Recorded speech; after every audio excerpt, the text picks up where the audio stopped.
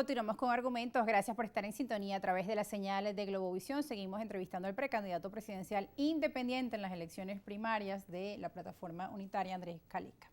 Estábamos hablando de los errores que se han cometido pues de lado y lado y hablaba, bueno, que el tema de la corrupción, lamentablemente, pues los venezolanos hemos visto en las noticias de este año, corrupción en monómeros, corrupción en PDVSA, detenidos, vida de lujos, etcétera, mientras la población allí en la calle pues está sufriendo no solo el tema de las colas de la gasolina, la falta de agua, las interrupciones de la luz, que además les dañan los artefactos eléctricos. Estábamos hablando en el corte con los compañeros de acá de operaciones.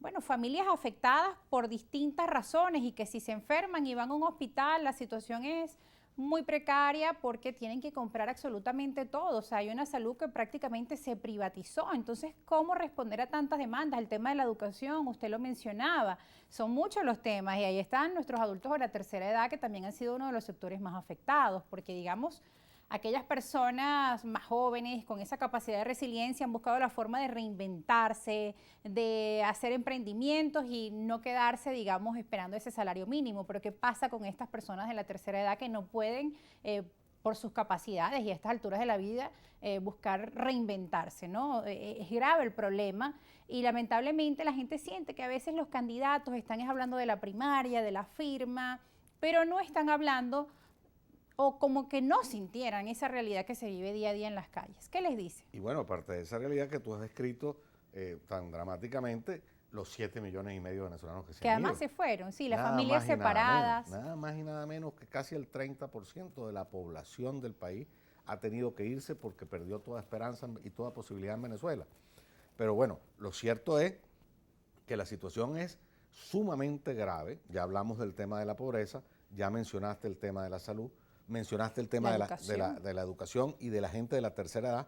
Yo lo amplío. Mira, si todos estamos sufriendo una situación tan difícil, unos más y otros menos, por supuesto, imagínate tú lo que están sufriendo las minorías. Por ejemplo, me ha impactado muchísimo moviéndome por el interior del país la situación de las personas con discapacidad, absolutamente abandonadas, absolutamente olvidadas, aunque hay una ley que los protege. Nadie se ocupa de eso. Nadie se ocupa ni siquiera. Mira, me contaba una persona que me hizo pensar en el tema y estoy investigando sobre eso para tratar de poner el tema en discusión. En el tapete. En el tapete. Me contaba que tuvo que trasladar a su madre en silla de ruedas para un hospital y no había una silla de ruedas en todo Maturín que la llevara. No existe una silla de ruedas. ¿A dónde pedirle una silla de ruedas? A nadie. Esa es la situación de la salud pública en Venezuela en general, pero imagínate cómo afecta a los discapacitados, claro, a las personas con discapacidad, mejor dicho, y así a todas las minorías. Entonces la situación, tú mencionaste en el otro segmento un punto, la desigualdad. Eso es un tema extremadamente difícil y peligroso. Peligroso porque de la desigualdad nacen las explosiones sociales. En Venezuela la desigualdad social nunca fue una cosa espantosamente grande como es ahora, ni siquiera en la época de la colonia. Nuestro libertador era el hombre más rico de su tiempo y todos sabemos, porque nos lo enseñan en primaria, que regresó de España con su esposa a trabajar en San Mateo, porque los ricos trabajaban con el peonaje, trabajaban incluso con los esclavos había en esa época, y así fue Venezuela hasta la irrupción del petróleo, que hubo entonces unas grandes riquezas, pero surgió la clase media venezolana. Esta gente acabó con la riqueza de gran parte de la población, del sector A de la economía, destruyó la clase media y ahora lo que tenemos es un 3% de enchufados y un 90 y pico % del país famélico, con una desigualdad que Venezuela no había, social que Venezuela no había conocido nunca. Hablábamos de ¿Y cómo combatir eso? ¿Cómo ¿no? combatir que es eso? la gran pregunta. Entonces, ¿Cuál es su visión para ir contra todo este drama? Es recuperar la economía para que la gente pueda trabajar. Recuperar la economía no es un problema de números, de estadísticas, es para que la gente pueda trabajar. Porque la única solución que tiene el ser humano para desarrollarse es el trabajo digno, repito, digno, constante y bien remunerado. Para eso necesitas un aparato productivo numeroso, y ya estamos hablando del primer punto. Pero ¿cómo desarrollas un aparato productivo en Venezuela, aunque lleguen todos los créditos, etcétera, que tengan que llegar y todos los capitales que tienen que llegar, si no hay luz? Si no recuperas el sistema eléctrico, si no recuperas el agua, ¿cómo vas a desarrollar la agricultura si no hay regadío? si no recuperas las carreteras, las autopistas, las telecomunicaciones. ¿Cómo fomentar el turismo? Por ejemplo, imagínate, también en ese escenario. Aquí estamos ahorita sin internet, te acabo de oír decir. Como un país puede desarrollarse entonces, el segundo punto, recuperar la infraestructura.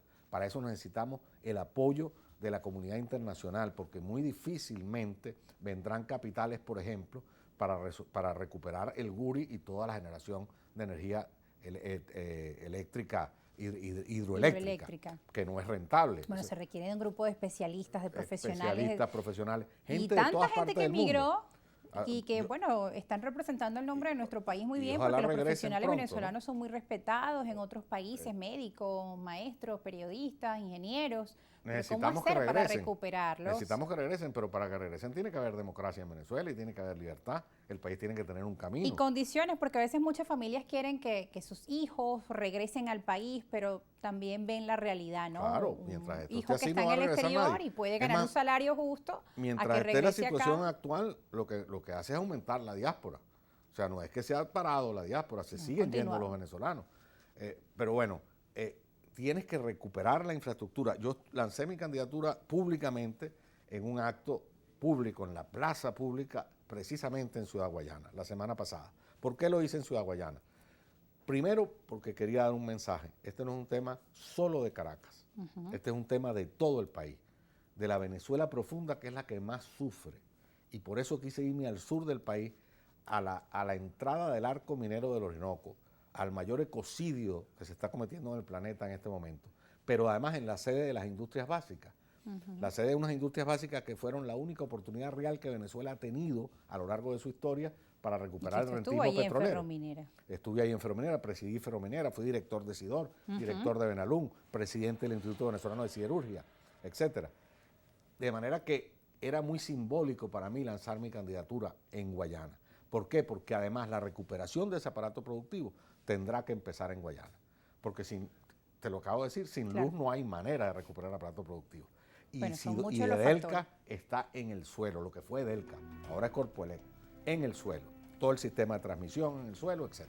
Bien, tenemos que ir a una pausa, pero ya regresamos para seguir ampliando la realidad que usted nos describe, que además lo cuenta desde su experiencia, porque pues trabajó y se desempeñó en estos sectores, en estas áreas tan importantes que fueron en una época para el desarrollo de nuestro país y que, bueno, hoy conocemos la realidad. Bueno, nos vamos a la pausa. Ya regresamos con más argumentos. No se aparte.